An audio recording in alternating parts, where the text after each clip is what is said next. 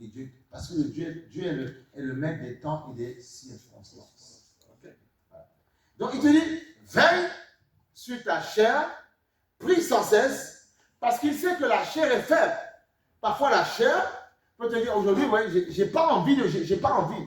Tu vois, c'est comme quelqu'un qui, un jour, il faut faire attention. Il devait quelque part, on exhorte le frère, on lui parle et tout ça. Et lui, on voit que c'est là où c'est dangereux. C'est la chair qui l'intéressait. La chair de la sœur qui l'intéressait. On lui dit, mais, on lui parle, oui, mais tu sais, Jésus, il dit, je veux pas de Jésus, je veux pas. Mais attention quand tu dis ça. Attention. Parce qu'après, ça crée des problèmes. On voit que ça ne permet pas à Dieu de s'imprimer en toi. Et après, votre truc va en cacahuète. On a vu des choses comme ça se faire, tu vois.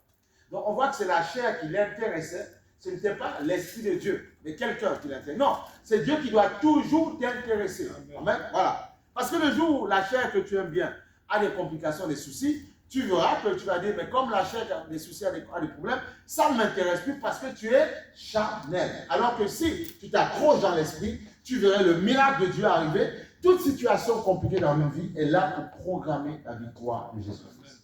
Amen.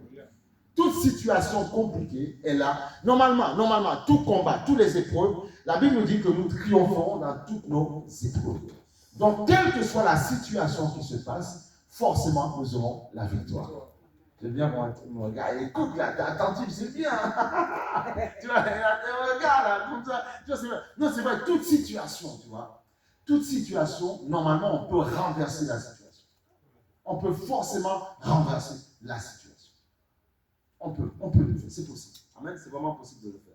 C'est possible. C'est possible. L'église, c'est un lieu où on est dans la joie, dans la paix du Seigneur, dans la grâce de Dieu. Donc, il dit, veillez et priez afin que vous ne tombiez pas en tentation. L'esprit est bien disposé, mais la chair est faible. La tentation, comme je dis, c'est s'assoupir dans le sommeil. Parfois dans le travail, nous tous, on travaille dans des endroits où parfois ça peut être fatigant émotionnellement parce qu'on te demande trop, parce que tu dois fournir des choses, tu vois. Donc ça prend du temps, tu vois. Et parfois, il y a des gens qui peuvent te parler un peu bizarrement. Donc tu rentres chez toi le week-end, tu n'as qu'une envie, c'est de dormir et de repartir le lundi, tu vois. Donc c'est ça. Mais le problème, c'est que tu vas repartir dans un combat, dans une fournaise, alors que si tu t'étais appuyé sur le Seigneur allait désactiver les mauvaises pensées qu'on a voulu inflanquer dans ton cœur. Donc, prions sans cesse. Dieu nous connaît. Il sait que l'homme ne peut pas vivre sans prière, c'est faux. Tu dois prier. Amen. Tu dois prier, c'est important. Tu dois prier. Tu dois intercéder. Tu n'as pas le choix. Ben oui. Regarde, demain tu peux être là. Tu peux aimer un frère et une soeur qui vient à l'église. Pour X raison, il n'est pas là. Alors, si ta foi est dans le frère, ça va être compliqué. Tu vois. Et il y a même des gens parfois dans les églises, ils sont tristes. Parce qu'ils ne voient pas telle ou telle personne. Mais Dieu te dit, mais tu viens pour moi ou tu viens pour la personne? Au contraire, si toi tu t'accroches à moi, tôt ou tard, même cette personne qui est faible t'appellera un jour, tu viens, et toi tu l'exhorteras. Mais si tu ne t'accroches pas où il y a la puissance, tu ne pourras pas l'aider. Vous serez deux aveugles et vous ne pourrez pas vous guider. Donc il faut rester fort. Amen.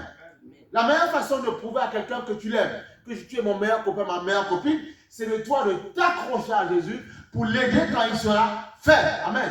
Ne jugeons pas rapidement les gens parce que oui, non. La personne, tout le monde a des combats. Il y a parfois des gens qui ont des combats, même pas des liens de sang. Il y en a qui sont attaqués, qui sont réclamés, bien aimés. Ils sont là, ils louent, ils célèbrent. Ils sont parfois dans des chorales. On a déjà vu ça, des chorales de 110 personnes. Et tu vois les mêmes personnes, alors qu'il y a le feu, alors que la chorale célèbre, mais eux, ils abandonnent. On dit, mais on ne comprend pas. Il y a une belle atmosphère. Comment il fait pour abandonner? C'est parce que pendant que vous chantez, vous célébrez, lui, il est réclamé. Lui aide. Par le lien de son sang. Et c'est là où on doit enseigner aux gens de vraiment s'accrocher sur le Seigneur afin que le sang de Christ domine sur les liens de sang que nous avons. Et oui, c'est très important. Parce que l'ennemi a un droit légal par rapport, en fait, au sang qui coule dans tes veines, de te réclamer, oui, mais parce que tant que tu étais sur le monde. C'est pour ça que la Bible dit, vous aurez des tribulations, mais prenez courage, j'ai vaincu le monde. Mais bien sûr, tu es réclamé. Parfois, l'échec de ton père, ta mère, peut parfois te suivre. Mais c'est à toi de prier sans cesse, de combattre. Alléluia. Et oui. C'est comme ça, il faut combattre, il faut lutter. Parfois, il y a des gens ils accusent, ils peuvent avoir vécu des choses compliquées, où leur père et leur mère, malheureusement, ce n'est pas leur faute, hein, avec plusieurs femmes, plusieurs maris, tu vois. Voilà, c'était quelqu'un, on dit les hommes à femmes, tu vois, des choses comme ça. Mais tu dois savoir que c'est ton sang. L'ennemi peut te réclamer.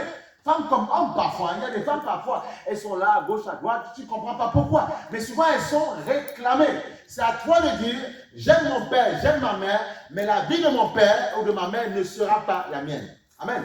Ton père parfois peut avoir une vie ok, mais parfois ton grand-père était quelqu'un qui pouvait avoir plusieurs femmes, plusieurs pères. Ah oui. Et parfois, comme tu es issu de cette alliance, parfois tu es réclamé.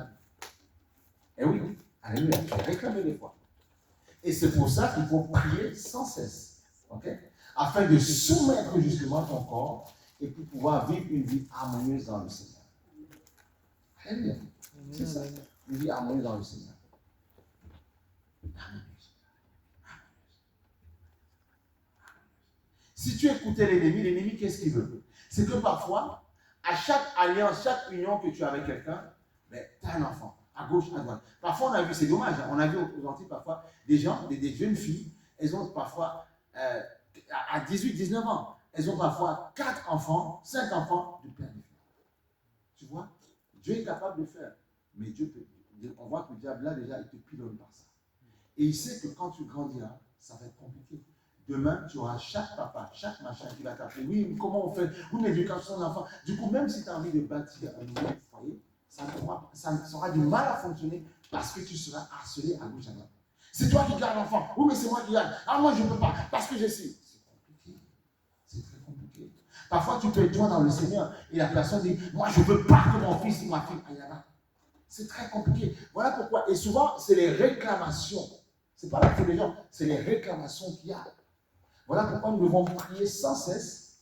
Et après, on a vu, j'ai quand même vu, parfois ses frères et ses sœurs, même parfois, ça arrive hein, que demain, Dieu te donnera quelqu'un, parfois qui n'a pas d'enfant, mais qui va épouser tes enfants. Il va les aimer. Ça arrive. Mais pour vivre ça, il faut s'accrocher, il faut demeurer dans le Seigneur. Et Dieu est capable de reconstruire, de restaurer. Il est capable de faire. J'ai envie de te donner de l'espoir aujourd'hui. Il est capable de faire ça. Parfois, c'est des choses où toi et moi, quand on s'assoit, on fait le récap de notre vie, on se pose ces questions-là, tu vois.